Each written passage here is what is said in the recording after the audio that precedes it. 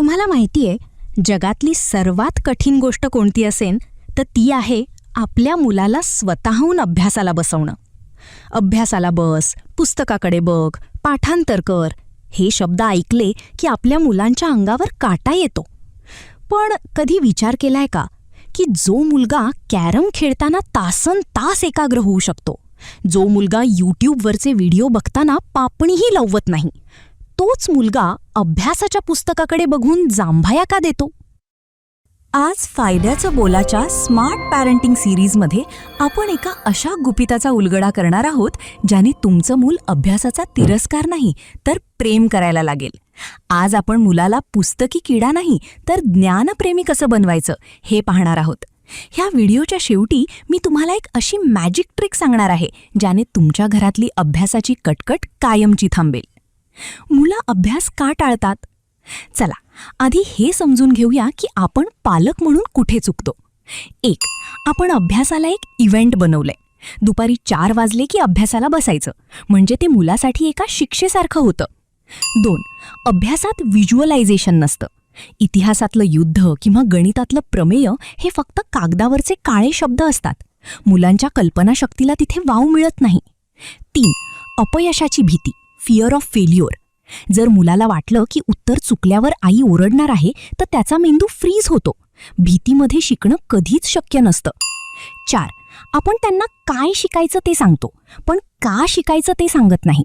जोपर्यंत मुलाला एखादी गोष्ट शिकण्याचा फायदा समजत नाही तोपर्यंत तो त्यात मन लावत नाही. 5. वाचनाची आवड ही बळजबरी नाही, हा संस्कार आहे. तुम्ही तुमच्या मुलाला शेवटचं पुस्तक कधी वाचताना पाहिलं होतं?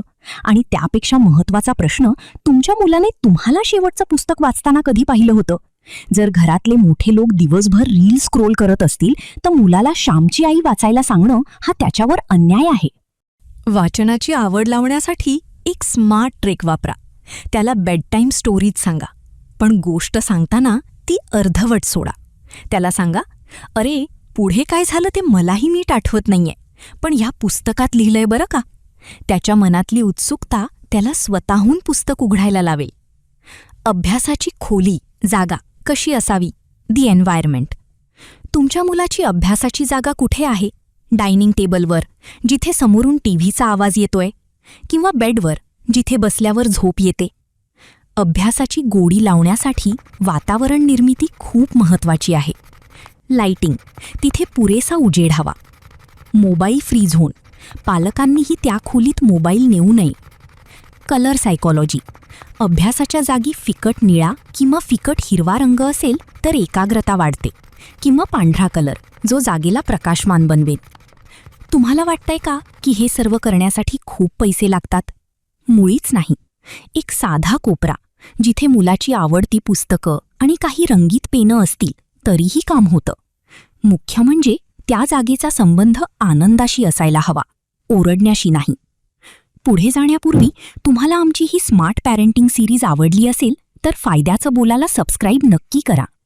5 स्टेप्स स्मार्ट स्टडी फॉर्म्युला. आता मी तुम्हाला देतीये 5 स्टेप्सचा असा फॉर्म्युला जो तुम्ही उद्यापासूनच वापरू शकता. 1. पोमोडोरो पद्धत म्हणजे पोमोडोरो टेक्निक.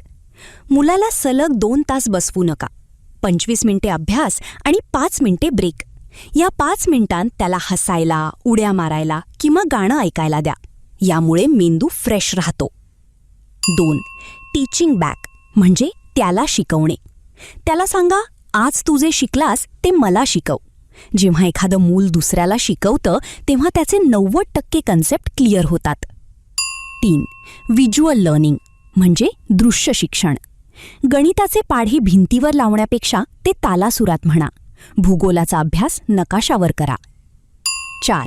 रिवॉर्ड सिस्टीम म्हणजे प्रोत्साहन योजना. जर तू हे चॅप्टर संपवलंस तर आपण संध्याकाळी तुझा आवडता खेळ खेळू. लक्षात ठेवा, हे लाच नाही, हे प्रोत्साहन आहे. 5. मोकळेपणा म्हणजे मुक्त वातावरण. मुलाला प्रश्न विचारू द्या. कितीही वेडेवाकडे प्रश्न असले तरी हसू नका. जिज्ञासा हीच विज्ञानाची जननी आहे.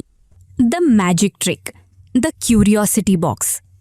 व्हिडिओच्या सुरुवातीला मी तुम्हाला एका मॅजिक ट्रिकबद्दल सांगितलं होतं. ती आहे द क्युरिओसिटी बॉक्स.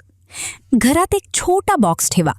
मुलाला सांगा, तुला पडलेले जगातील कोणतेही प्रश्न एका चिठ्ठीवर लिहून यात टाक.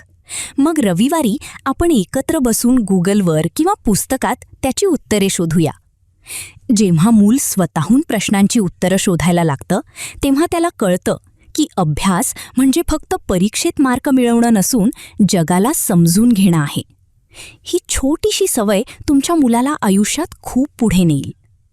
तर मित्रांनो, आज आपण पाहिलं की मुलाला अभ्यासासाठी मारण्यापेक्षा त्याच्या मनात उत्सुकता निर्माण करणं किती महत्त्वाचं आहे. लक्षात ठेवा, मुलं मातीचा गोळा नसून ते एक बी आहेत. त्यांना फक्त योग्य खतपाणी आणि प्रेमाची गरज आहे. हा व्हिडिओ तुम्हाला कसा वाटला? तुमच्या मुलाला कोणता विषय सर्वात जास्त आवडतो? कमेंट्समध्ये नक्की सांगा. आणि हो, या सिरीजचा पुढचा भाग म्हणजे मुलांचा आत्मविश्वास कसा वाढवावा यावर असेल. तो पाहायला विसरू नका. तुमचे अनुभव आम्हाला नक्की कळवा. पुन्हा भेटूया पुढच्या भागात.